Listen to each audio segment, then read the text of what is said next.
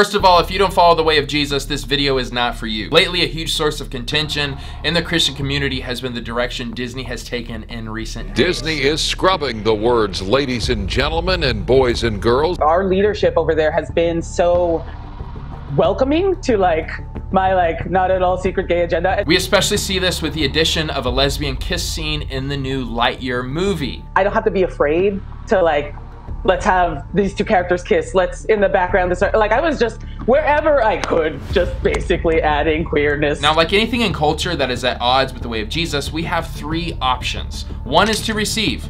You don't change your watching habits and you possibly celebrate all the new changes we see in the media. This can seem appealing because we love all people. And today, people feel most loved by being publicly affirmed. But woe to us when we seek to please man and not God. Two is to outright reject. We boycott Buzz, ditch Disney Plus, and go to the beach instead of Disneyland. That's hard. I do believe the quickest way to corruption is to be careless with consumption. So there's something to this way of life. But unfortunately, people pick this path and they feel this self-righteousness that God loves them more because they don't do these certain things. But friends, we are righteous because of Jesus and Jesus alone. The last way is to redeem. We critique the culture. We see the ways that it is good and we acknowledge the ways that it is bad. We look to our Bibles to see why sin isn't bad because it's forbidden, but it's forbidden because it's bad, meaning it doesn't bring the abundant life that God has in mind for us. But I also can't help being discouraged by the way we're approaching the whole Lightyear situation. We're not acknowledging that they're not believers, which I think is a huge part of it. We probably shouldn't force Christian ethics on those who are not walking that way of life. But we need to ask better questions. How did we get here as a society? Why are people so passionate and polarizing about this topic?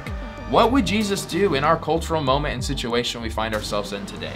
And that's why I want to talk about this book. You don't need to buy it, but I do hope you stick around to hear how you can apply it. Hey Van Campers, I'm Pastor Trey, and I believe you'll be stuck in frustration without spiritual formation. One of the ways we are formed is by the philosophies we've been raised to believe, and we don't even recognize them because they've been the very air that we breathe. Karl Trueman wrote A Strange New World to help us see the philosophies that are driving our world today, even as Christians. And so he mentions a lot of thinkers and their influence. Again, I suggest you to buy this book for yourself, but I want to point out to you the big three that I found to be tremendously helpful in understanding our cultural moment. And the last one definitely speaks to this whole Lightyear situation. So the first philosopher you should know about is Friedrich Nietzsche.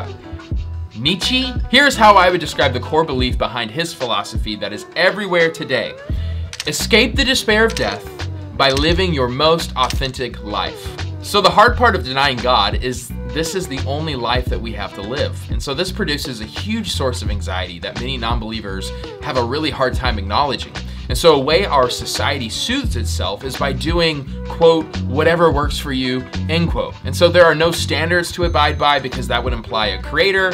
And so you don't fear death. Instead, fear not living your life. In other words, become whoever and whatever you, not God, want to be. So Trueman has this really great line about Nietzsche, really how he sees morality as more a matter of taste than it is of truth, which really helps me make sense how our society today determines what's right and what's wrong. And so ideas are wrong when they're offensive, right? A statement is wrong because it was simply hurtful. That has become the driving force today of our morality, and that is a very troubling place to be in. The second philosopher is Karl Marx. Now, by the way, I love this book because I don't want to spend all of my days reading all of Marx's work, all of Nietzsche and all this stuff, right? I want to read my Bible. And so these books are helpful synthesizing these things. Here's how I would describe the core belief behind his philosophy that is everywhere today. Your chances for happiness are at the mercy of politics. And so the fact that all of us look to politics to be our source of joy or despair really shows that Marx has influenced all of us on the left and the right. He has this chilling line that says we are all Marxists now. So Trueman does a great job explaining how Marx believed the ultimate answer to a flourishing society was economic prosperity. And who wouldn't want that? But economic prosperity, according to him, could only be achieved through a complete government overhaul. And here's where it gets especially troubling. And now your happiness is directly tied to materialism. It makes me think about Jesus and the Sermon on the Mount, right? When it's tied to materialism, you are forever trapped in having resentment for those richer than you and contempt for those who are poorer than you. But also it makes you believe the economic system, not our sinful flesh, is what oppresses us the most. So should we care for the poor and make better economic systems? Absolutely. It blows me away that Christians even have that debate. But this worldview only has categories for sin and punishment towards those who are in power.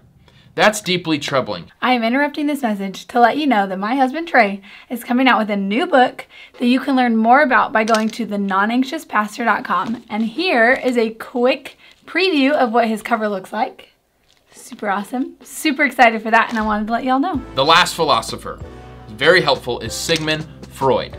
Now, I don't think he's helpful, but he's helpful in understanding our current cultural situation. Here's how I would describe the core belief behind his philosophy that is everywhere today. Unbridled sexual expression makes the most of your time on earth. So to ever hold back your sexual desire is to diminish your dignity.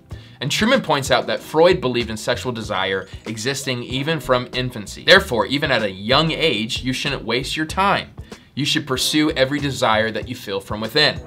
And that helps make sense of a lot of the backlash behind things like the Florida legislation the opponents labeled the Don't Say Gay bill. I was wondering, why would any of us want to talk about sex to kindergartners through third graders? But it makes sense with a Freudian worldview. According to this worldview, sex is not just a desire in life, but now becomes the defining marker of life. And that's sad.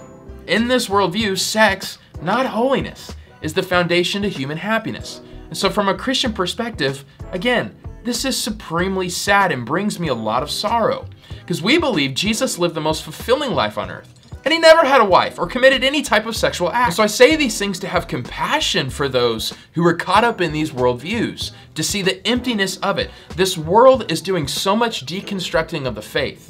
It's helpful for us to deconstruct society. Trueman does this. He does a great job exposing the emptiness of the lives of the philosophers themselves. And I didn't know these things, but Nietzsche was insane the last decade of his life. Karl Marx ended his life in absolute poverty. And then you have Sigmund Freud, who sadly had several suicides within his own family, and it probably was because they were just following the philosophy that their father, grandfather, uncle told them to do. So I know I'm gonna get a ton of hate in the comments, so if you ride with me, please sprinkle some love, peace, and positivity and faith down below. Hit the subscribe button until I see you next time. Jesus is better.